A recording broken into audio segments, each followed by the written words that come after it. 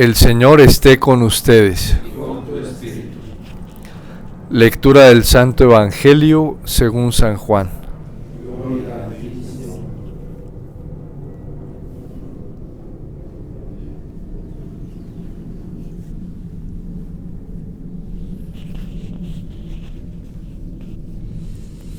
Se celebraba en Jerusalén la fiesta de la dedicación del templo.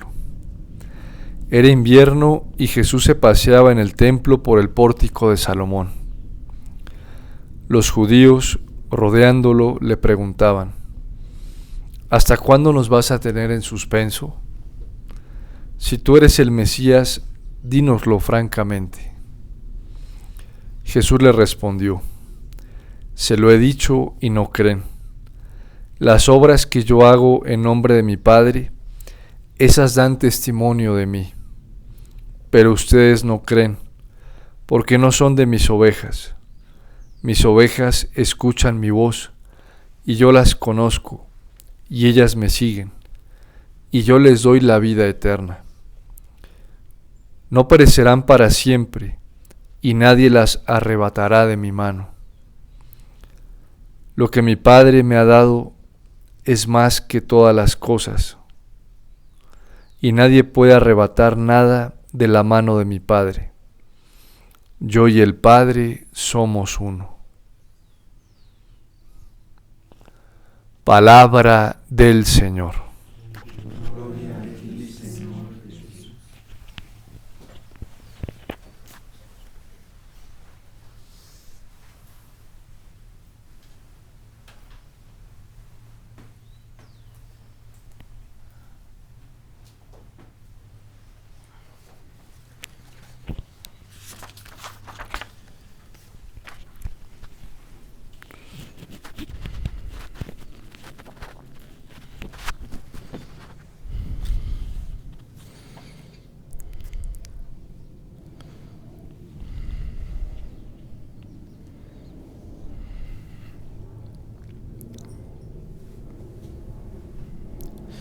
La característica de la nueva acción es que tiene un único fundador, un único responsable, un único inspirador y un único que es el que motiva verdaderamente la fe de la nueva acción, que es la Iglesia Católica, y es el Señor.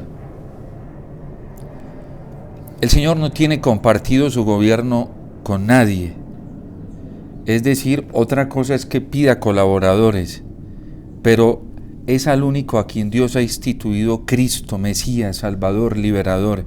No existen más.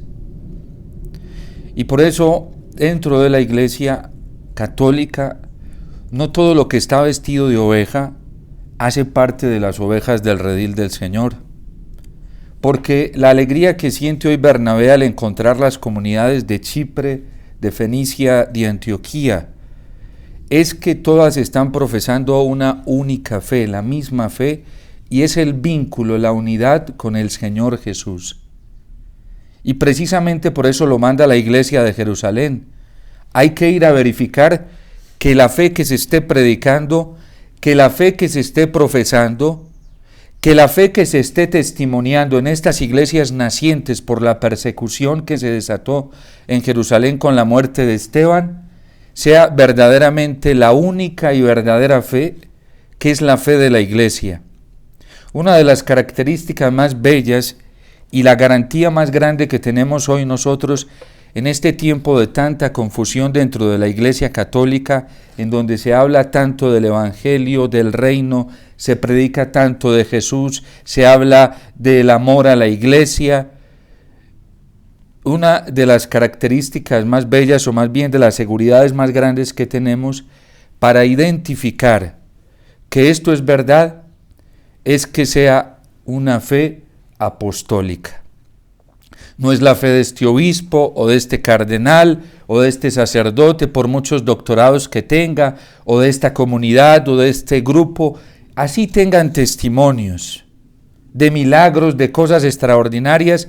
Eso no es lo que constituye el vínculo de la unidad con el Señor, no es lo que constituye el vínculo de unidad con la Iglesia, no es lo que constituye el vínculo de unidad entre nosotros los cristianos. Lo que constituye el vínculo de unidad es que sea la fe en el Señor Jesús. Es que sea la única esperanza cristiana, que es la esperanza de salvación, de liberación y de restauración en Cristo. No en nadie más, porque lo demás es engaño de el maligno. Y el diablo nos puede estar hablando, seguramente que nos habla disfrazado de pastor, pero en realidad es mercenario, es ladrón, es embaucador, es mentiroso y tiene errores, y muchísimos. Mis ovejas tienen una característica, dice el Señor: escuchan mi voz, no la voz de otro. Reconocen la voz del único pastor, que es Cristo. Por eso es tan grave hoy para muchos cristianos católicos cuando no estamos permeados y familiarizados con la palabra del Señor, porque de repente quien se puede vestir de Jesús y avalarnos en nombre de Jesús, ¿cómo vamos a saber si sí verdaderamente es la voz de Jesús? ¿Cómo nos vamos a dar cuenta si es la voz del pastor si ni siquiera la conocemos? La gente anda fascinada por ahí. Hoy yo pienso que hay una iglesia diferente ya de manera virtual, y el Papa Francisco anda preocupado estos días hablando precisamente de esto. Ya hay una nueva iglesia católica en el mundo de la virtualidad, pero es diferente a la acción de la que nos está hablando hoy la palabra de Dios. Y por eso el salmista lo advierte: Él, a Sión la ha cimentado sobre el monte santo. Y el monte santo es Cristo, porque no hay otra piedra angular en donde esté cimentada la iglesia que en Cristo. Por eso los edificios materiales son solo accidentes y podrían desaparecer todos en el mundo, acabarse en las iglesias materialmente hablando, los edificios, y mientras la roca esté allí presente y estemos cimentados en esta roca, la fe no va a decaer. El Papa Benedicto XVI, en un libro que se llama Fe y Futuro, hace cerca de 50 años, habla de la imagen de la iglesia en el siglo XXI, ¿sí? Es decir, de este tiempo, y la describe cómo va a ser. Y dice que no será la iglesia de los partidos, porque no es una iglesia política, y gracias a Dios la iglesia no es política. La iglesia no es una institución política, y la iglesia no se desarrolla en el mundo análogamente como en el mundo de la política que se establece por la democracia. La iglesia tiene un Señor que es el que instituye y establece todo, y es Cristo el Señor. En la política todo funciona por democracia, siendo una vocación digna, buena, dada por Dios para el ejercicio de la caridad cristiana y social también. Pero la iglesia no se deja determinar por el ámbito político, nunca. La iglesia ve que en el ejercicio de la política hay un ejercicio de caridad bueno, digno, cuando se hace según las leyes objetivas. Porque cuando la política se desprende de esto, válgame Dios, es un instrumento del diablo, ¿sí? Y por eso hoy vemos lo que vemos.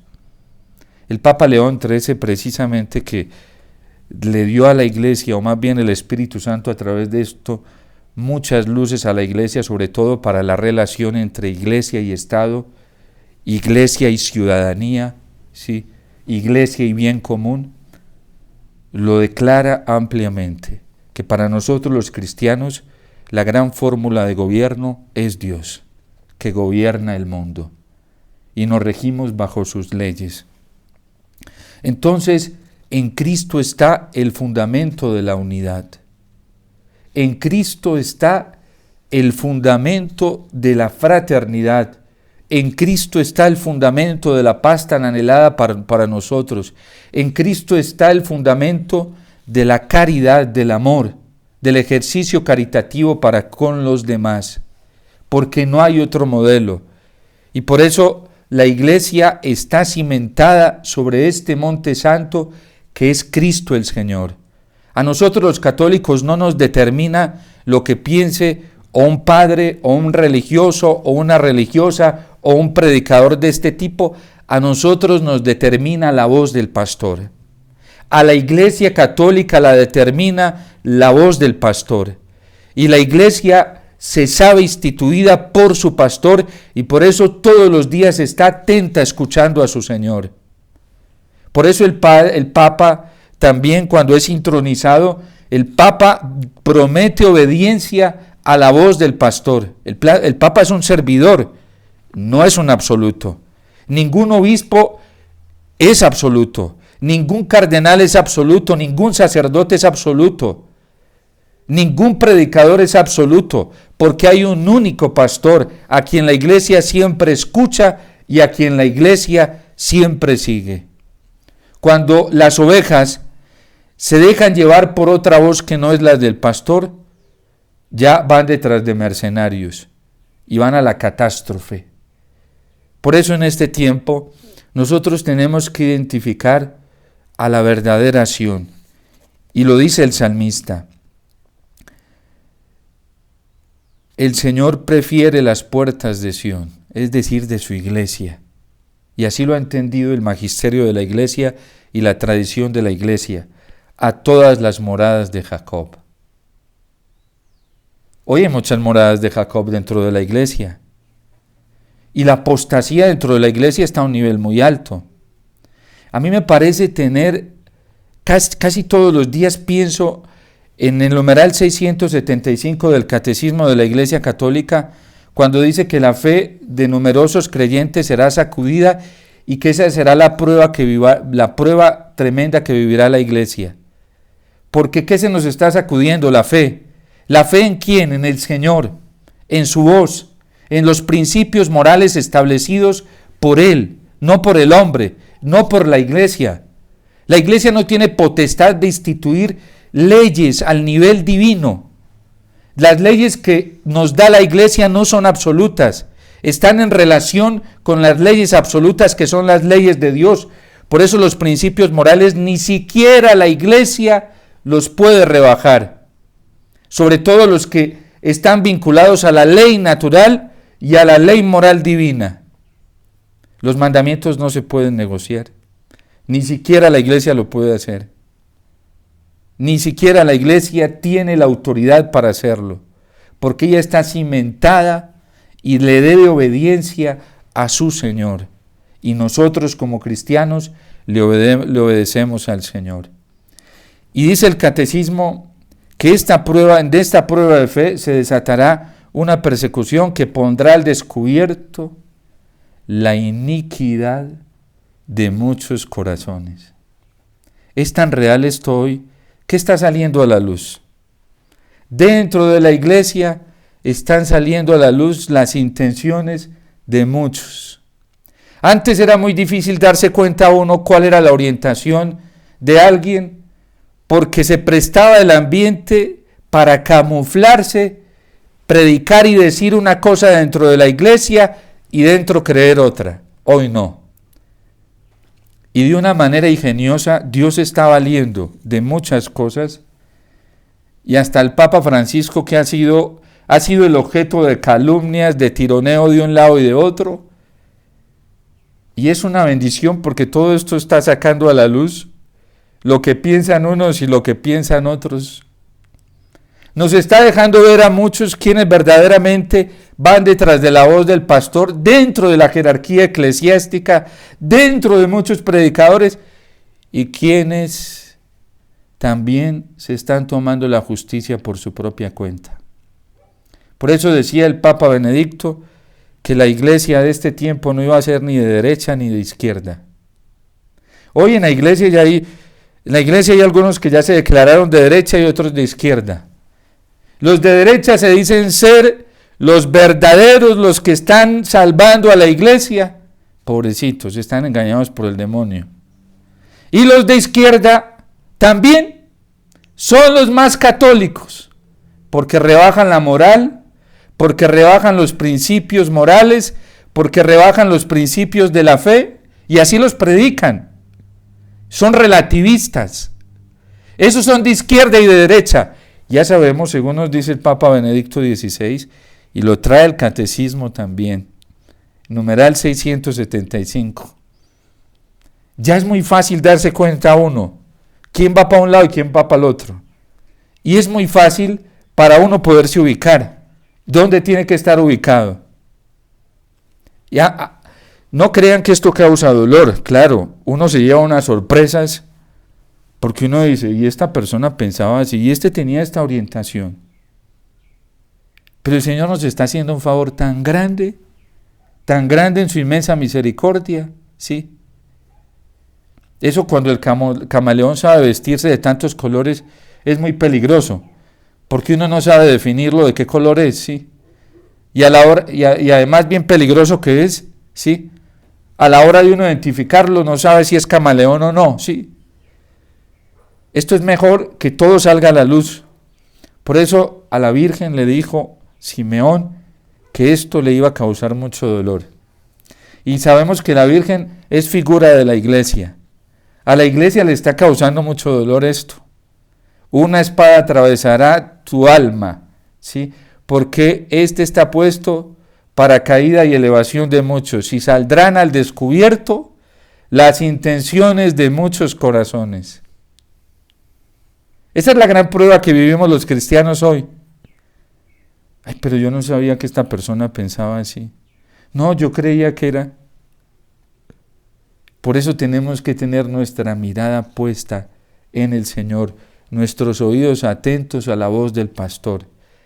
Si no queremos que el diablo nos engañe y nos llene de resentimiento y de odio. Que la espada atraviese nuestra alma, eso es inevitable, ¿sí? Y si no nos duele, es porque no somos tampoco de iglesia, ¿sí?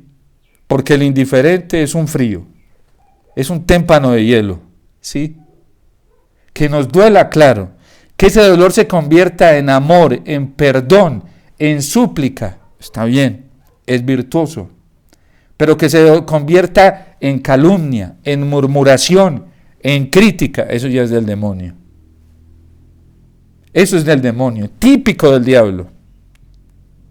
Que uno entienda los momentos de sufrimiento como un regalo, como una bendición para unirse al Señor, para purificar, porque todos necesitamos purificar.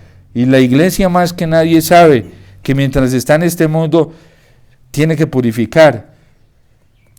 Pero que el dolor nos haga ver víctimas. Ay, es que todo el mundo se vino encima de mí. ¿En dónde va a terminar eso? Eso va a terminar en resentimiento y en odio. Y eso no termina en amor. La única víctima es Cristo. A nosotros, el que una espada nos atraviese el alma nos sirve para purificar. La Virgen lo aceptó en bien de nosotros, ni siquiera por ella, porque ella era inmaculada, pero dijo fiat a esa espada que atravesó su alma. Y dice el Catecismo de la Iglesia Católica, y trato de compaginarlo con lo de Benedicto XVI, que pondrá al descubierto la iniquidad de muchos corazones. Estos que se están tirando a derecha, rechazando al Papa, rechazando ya cosas de la iglesia y se creen los salvadores de la iglesia, ¿sí? Eso es iniquidad.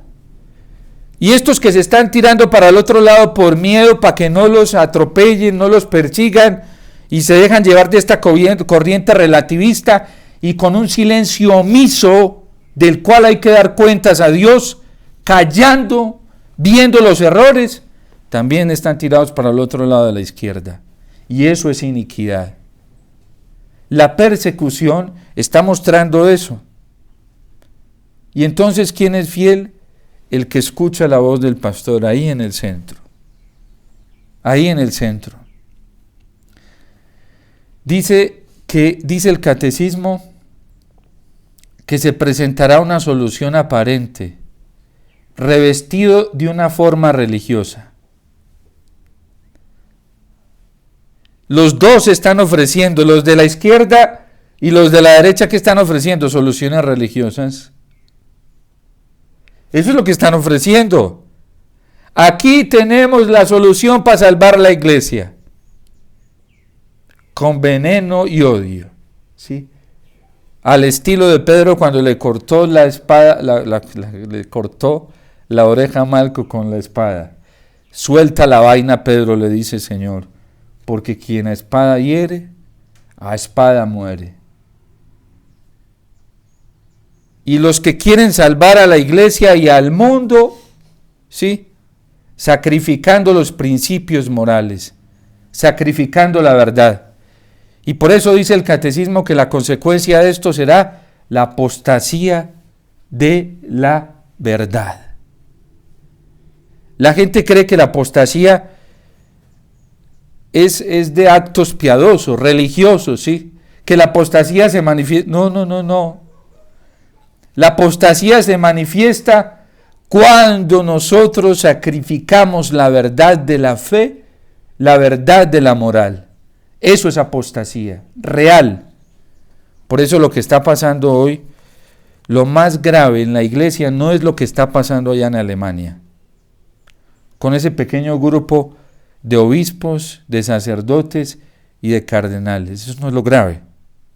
Lo grave es que en la iglesia católica, esas propuestas que ellos le están haciendo a la Santa Sede, ya se ejecutan en la práctica. El tema del homosexualismo, eso está metido dentro de la iglesia. Y no solamente es tolerado, sino practicado. Y es verdad que hay lobbies. El tema, por ejemplo, del matrimonio homosexual, está en la práctica. No lo vimos en Colombia. Considerar, imagínense, 2 candidatos abortistas, 2 candidatos promotores del matrimonio igualitario, y a los católicos no les importó poner el chulo por ellos. ¿Eso es qué es? Apostasía de la verdad, contra el 6º mandamiento.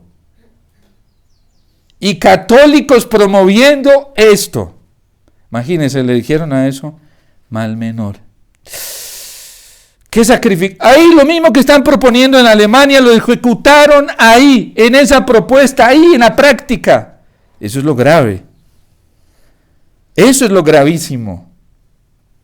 Porque los dos tenían esas propuestas. Padre, es que no había más alternativa, la verdad. ¿Y cuál es la verdad? Cristo. Y si por Cristo, por serle fiel al Señor, me tengo que abstener de dar un voto, me abstengo, porque yo soy primero cristiano que ciudadano. Así es la apostasía en la práctica. El aborto en los 2 candidatos, clarísimos, porque ellos no engañaron a nadie, ¿sí? Ellos tienen menos culpa que los otros que promovieron esto como algo tolerable dentro de la iglesia y la vida cristiana. Ellos fueron de frente y fueron francos. Ellos no embaucaron a nadie ni engañaron a nadie. Ellos dijeron que estaban proponiendo, ¿sí? Y pueden hasta más cerca estar de una posible conversión, aunque hayan propuesto cosas tan atroces, que el católico que se dice ser católico, cristiano, de Cristo, ¿sí? Y no le importó sacrificar eso y darle el chulo al aborto. Porque ni siquiera que la iglesia, en algunos casos para parlamentarios, no para ciudadanos, para parlamentarios, y en algunos casos muy estrictos, ¿sí? Cuando hay restricción de la ley, es decir, cuando va a menguar el aborto, pero aquí no iba a menguar, ¿sí? Ni un milímetro.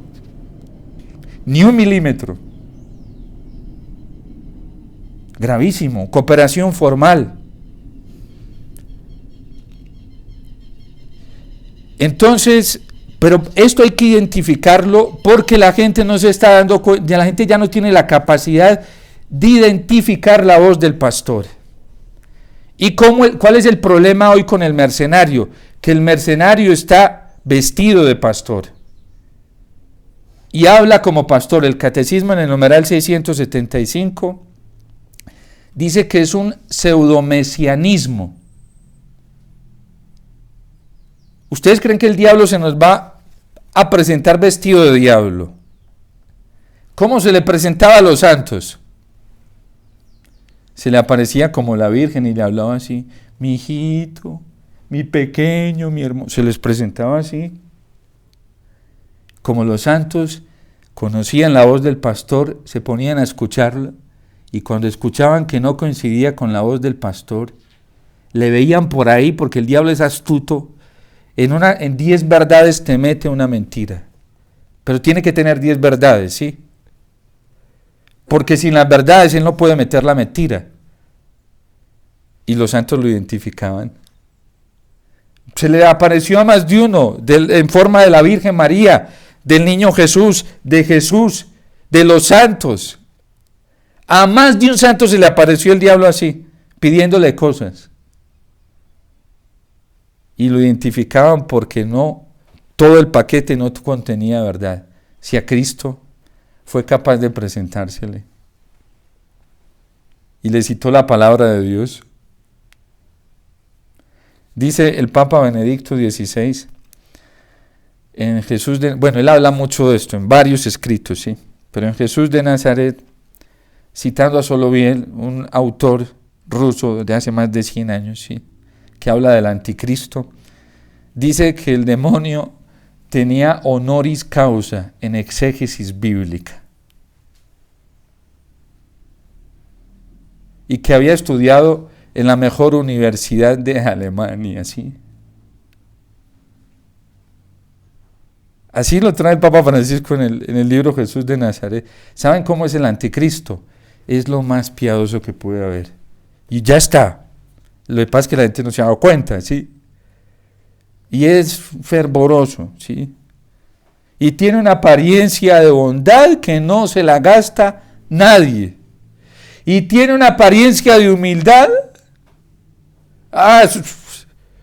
Usted lo ve con los sentidos externos, con los ojos, y dice: no, aquí hay un santo, ¿sí? Pero un santo real es pseudomesías. Él no se puede vestir de otra manera, ¿sí? Y habla con una belleza que hasta hace llorar, ¿sí? Y también emocionar. Pero ¿saben qué no tiene? De que si no lo tiene, no tiene la verdad del Evangelio. No tiene la verdad de los principios morales. Y te habla bien de ellos, pero no los practica. El espíritu del anticristo ya está. Y por eso nos advierte el catecismo que es un sistema que ya actúa. Y antes de que aparezca un líder, primero tiene que permear todo, ¿sí? Eso es como en Colombia. Antes de que tuviéramos un gobierno de izquierda, ellos saben cómo trabajan y la gente no se ha dado cuenta de esto. Primero permearon la educación desde hace años. Y la gente feliz y contenta: no, aquí estamos con gobiernos de derecha, y ellos permeándolo todo, ¿sí? Sin que nadie se diera cuenta. ¿Saben cómo comenzaron las guerrillas a adoctrinar a la gente? Yo lo sé porque se lo he escuchado a campesinos. Sin que nadie se diera cuenta, se iban a los campos y se sentaban allá con los campesinos a hablarles de la justicia social. Y a los pobres campesinos. Y a uno por uno los cogían. Y enseguida les llevaban libritos, folleticos, ¿sí? Y en las universidades funcionaba así, ¿sí? La gente, mire cómo nos dejamos de engañar en Colombia. La gente apostató de la verdad, los católicos, en elecciones, que es que para no dejar meter el comunismo a Colombia. Yo les dije en un encuentro, me vetaron por eso, ¿sí?, de familias, antes de que cometieran el error. Les dije: ¿cómo van a decir que para que no se nos meta si ya se nos metió hace años? Lo que tenemos que mirar es cómo sacamos este monstruo. Ya está metido en la mentalidad. ¿Ustedes creen que la rebeldía de esos muchachitos de 7 y 8 años, de dónde viene? Marxismo puro, comunismo puro. Está metido en sus casas y la gente no se da cuenta, ¿sí? Es un espíritu de rebeldía a los principios morales, a los principios de fe, por eso no escuchan la voz del pastor. Y quisieran, pero están incapacitados, porque el anticristo sabe cómo trabaja. Y yo les decía, por Dios, en vez de estar dejándonos distraer con la punta del iceberg, miremos lo que hay de fondo y saquémoslo. Y la única forma, dice Benedicto XVI, de sacar esto es con la oración de toda la iglesia. Por eso Bernabé se alegró, porque vio que allí estaba el Espíritu del Señor. Y esa fue la alegría de él en las iglesias de Antioquía, de Chipre y de Fenicia. Y los apóstoles eran celosos. San Pablo, cuando veía que intentaba meter ese espíritu del anticristo, se ponía como un tití, ¿sí? Eso se ponía, hervía, ¿sí? Y hasta San Pedro, que se estaba dejando seducir, dice él en la carta a los Gálatas que su actitud era reprochable y delante de los hermanos, y era el Papa. El Papa siempre ha estado expuesto, siempre. Y fue y lo corrigió. Y San Pedro le agradeció eso, porque después habla muy bien de San Pablo y habla de la sabiduría que le ha dado el Señor. Miren, hoy nos estamos dejando engañar muy fácilmente. ¿Por qué? Por no conocer la voz del pastor. La gente tiene que saber, y los católicos tenemos que saber, que el diablo no se nos va a presentar vestido de diablo. Dice el Papa Benedicto XVI que la iglesia del siglo XXI no será la iglesia de las grandes masas, de los grandes edificios. Miren, hoy muchos católicos, pastorales diocesanas, le apuestan a las masas. No. De hecho, dice el Papa allí, ¿sí? Y esto lo sostuvieron otros papas, que será un resto fiel, pero no ese remanente que anda con una espada en la mano, trasquilando y mochando cabezas, no. Tomándose la justicia por su propia cuenta. El remanente fiel es el que escucha la voz del pastor y la obedece y lo sigue. Es el obediente a la palabra de Dios y a lo que la iglesia enseña. Y por eso nosotros tenemos que estar muy atentos, porque esto lo enseña la iglesia, no es mío. Numeral 675 del Catecismo de la Iglesia Católica. Y ojalá se busquen un catecismo con los pies de páginas para que vayan a las referencias de la tradición y del magisterio de la Iglesia, para que sepan que todo esto viene en continuidad con lo que la Iglesia ha vivido en más de 2000 años. Y dejemos de dejarnos estar embaucar tan fácilmente, que nos embaucan, que nos están engañando. Uno no tiene que estar perdiendo el tiempo escuchando más cosas sino a la iglesia, porque Él ha cimentado sobre el monte Sión, y el Señor prefiere las puertas de la iglesia a todas las moradas de Jacob. Hoy nos engañan, no, que es que tiene doctorado, que tiene no sé qué. ¿De qué sirve eso? Estudió en las mejores universidades, en Roma, en no sé qué. ¿Sí? Pues ¿de qué sirve eso? Sí, imagínense, el Papa Benedicto dice que el anticristo tiene honoris causa en exégesis bíblica. ¿Sí?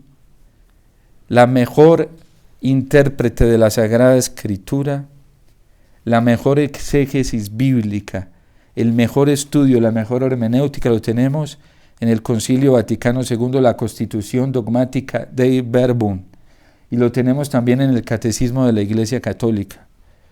Si alguien quiere especialidad en Sagrada Escritura, vaya al Catecismo.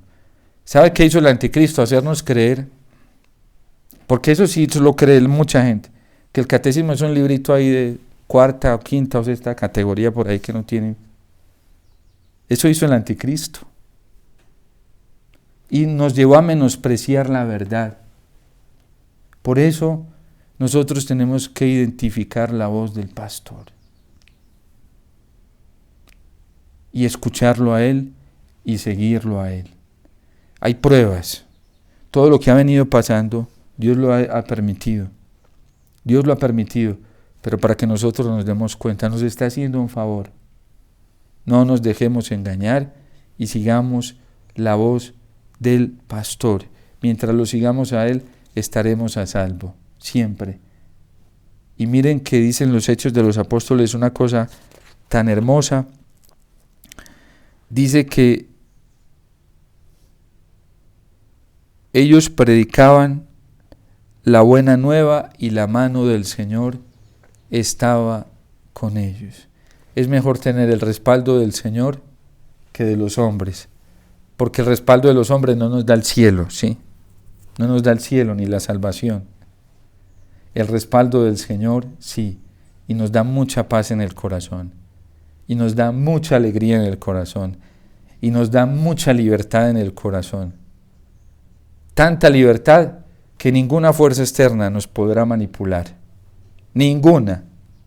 No hay nada más grande que llegar a tener la libertad de la conciencia, porque cuando se tiene la libertad de la conciencia en Dios, se prefiere obedecer a Dios antes que a los hombres.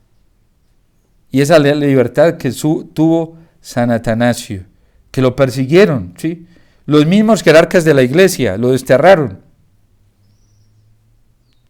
Pero tenía la libertad de los hijos de Dios en su conciencia y prefirió obedecer a Dios antes que a los hombres. Esa libertad del Señor da mucha paz, da mucha alegría, ¿sí? Y da mucho consuelo. Por eso, pues nosotros identifiquemos al buen pastor, escuchémoslo a Él y sigámoslo a Él, porque es el único que dio la vida por nosotros, siendo nosotros pecadores e injustos, y la sigue entregando por nosotros.